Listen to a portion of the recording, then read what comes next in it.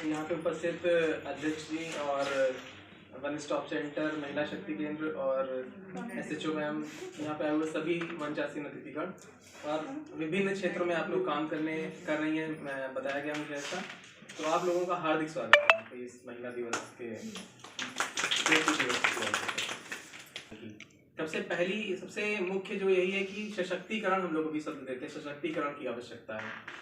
और अगर हम लोग अपना इतिहास उठाएं तो महिला वैदिक पीरियड में अगर हम लोग इतिहास देखें तो महिला बहुत सशक्त थी उस समय। हम लोगों ने अपाला, घोषा, लोपामुद्रा, मतलब कई सारी ऐसी थी उस समय जिन्होंने महिलाएं मतलब फ्रंट पे एकदम लीड करती थी उस समय। बाद में क्यों डिक्लाइन होता गया, क्या ऐसी परिस्थितियां आती गई कि हम लोग जो महिलाओं का प्रभुत्व है वो शासन प्रशासन में कम होता गया। लेकिन फिर अभी हम लोग अपने इतिहास को रिसेंटली देश की आज़ादी के बाद से देखना स्टार्ट करें तो कई सारे नियम और कानून बनाए गए जहाँ पे महिलाओं को वोटिंग राइट्स पहले नहीं थे अपने देश में, तो वोटिंग राइट्स दिए गए, कई सारे अधिकार दिए गए, तो ताकि हम लोग महिलाओं के जो शासन में प्रशासन में देश में भागीदारी हो बराबर है।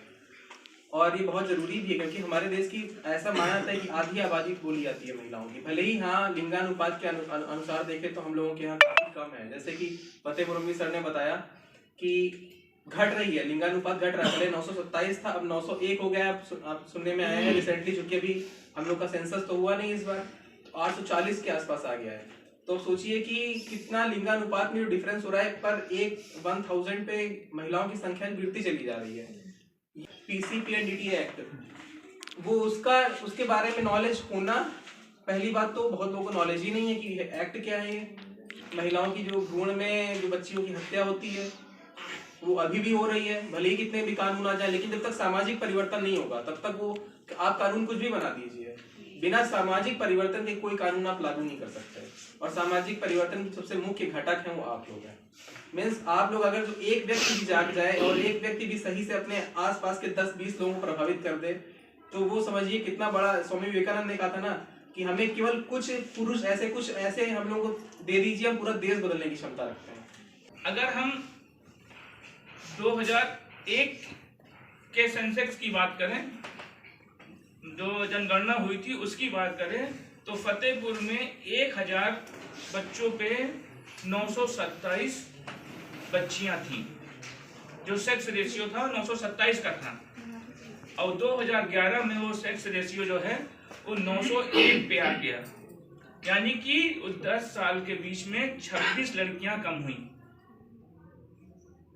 और आज की डेट अगर बात करें तो जो सेक्स रेशियो है 860 का है, यानी 1000 पुरुषों पे 860 महिलाएं बची, यानी 140 लड़के या तो विवाह नहीं कर पाएंगे या फिर कुछ क्राइम करेंगे। ये तो फैक्ट हो गया।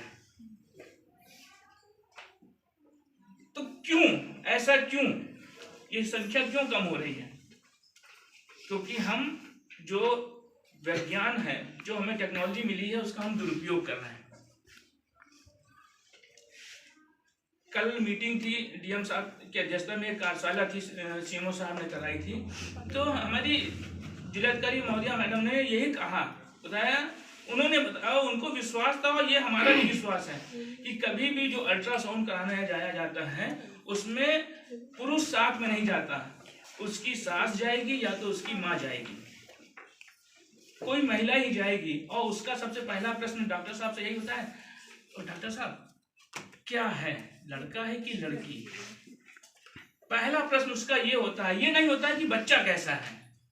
इसी को रोकने के लिए एक अधिनियम भी बना हुआ है, PCPNDT एक्ट। इसीलिए आप अल्ट्रासाउंड में जाती हैं तो वहाँ पे लिखा होता है कि हमारे यहाँ लिंग परीक्षण नहीं किया जाता है। उसी को रोकने के लिए सरकार ने एक और योजना चालू कर रखी है, मुखबिर योजना। आप ऐसे अल्ट्रासाउंड सेंटरों के बारे में आप बताइए, आपको इनाम की राशि दी जाएगी, नाम गोपनीय रखा जाता है। बेटे में फर्क रखा जाता था, आजकल सब बराबर है और हम लोग भी महिलाएं हैं, आज पुरुषों के बराबर काम कर रहे हैं, ऐसे आप लोग भी। जो भी फर्स्ट एक्ट था वो दिया। सोचिए आप, एक बच्ची की आत्मशक्ति, इसीलिए तो कहा जाता है ना कि महिला को, नारी को देवी स्वरूप।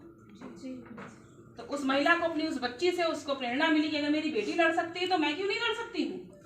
मैं अपनी बच्ची को नहीं पाल सकती और उसने तत्काल वो घर छोड़ा, अपनी तीनों बेटियों को लिया, उनको पाला पोसा बड़ा किया, अच्छे पद। बच्ची थी तो उसने बताया कि एक बार मेरे साथ ऐसे ही हो रहा था, जब मैं स्कूल से घर से चलती थी स्कूल के लिए साइकिल से, तो पीछे 2 लड़के लग जाते थे। अब मैंने घर पे बताया तो घर वालों ने कहा कि अरे होगा ऐसा ही, तुम कहाँ उसके चक्कर में पड़ती हो, कहाँ थाने कचहरी हम भागते रहेंगे, तुम 2-4 दिन मत जाओ। ठीक है, तो वो 2-4 दिन नहीं गई, घर वालों का कहना मान ली, लेकिन जब अगले दिन वो निकली तो फिर उसके पीछे लड़के लग गए। तो उसने सोचा कि मैं घर वालों से कहती है मुझे ही दबाएंगे, वो सीधे, चूंकि थाना भी ज़्यादा स्कूल से दूर नहीं है उसे, तो थाने चली गई और वहाँ जाकर उन्होंने सारी बातें बता दी। तो उन्होंने SHO ने कहा, तो SHO भी बैठे हुए थे उस दिन, तो हंसने लगे, कहीं मैंने इनकी खूब मदद की। तो उसने कहा कि तुम बेटा आप किसी से मत कहना, जब स्कूल से किस टाइम पे निकलते हो, कौन सा गांव है, कौन से मोहल्ले से निकलते हो, तो सिविल में 2 लोगों को लगा दिए उनके पीछे। और जब लड़के उनके पीछे लगे तो उन्होंने पकड़ लिए, ले आए थाने। अब जब थाने आए तो पीछे पीछे उनके गार्जियंस भी लड़कों के भागे चले आए, तो पुलिस पकड़ ले गई।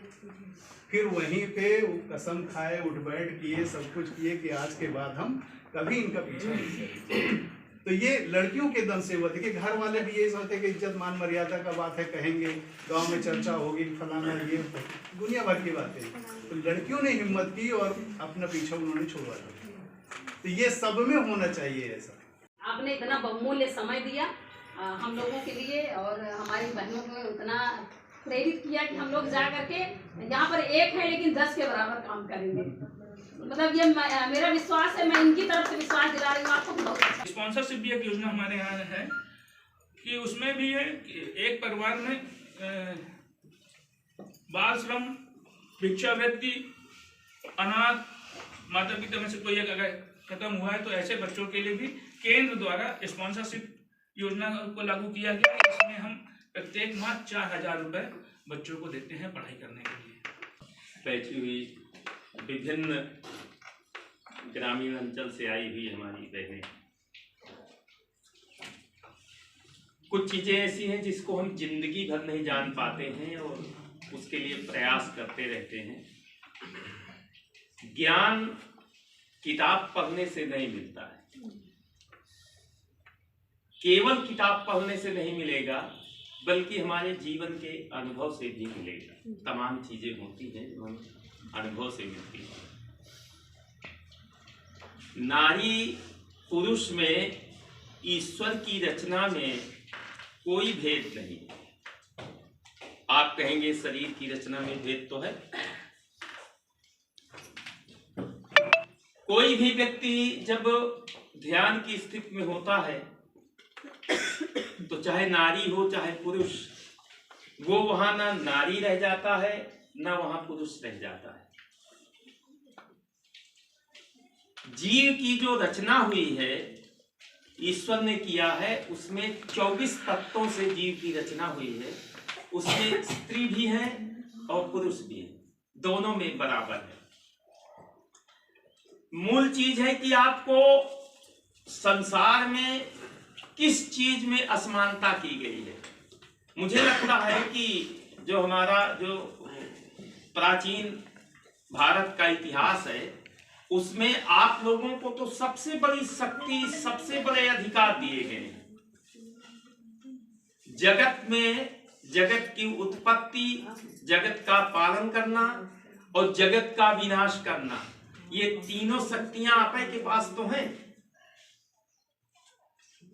तुलसी ने भी लिखा है, सीताराम गुण ग्राम पुंडारंग बिहारिणव वंदे विशुद्ध विज्ञान कवीश्वर कपीश्वर उद्भव स्थित संहार कारिणी सर्वश्रेयस करीम सीताम नतो हम राम वल्लभा।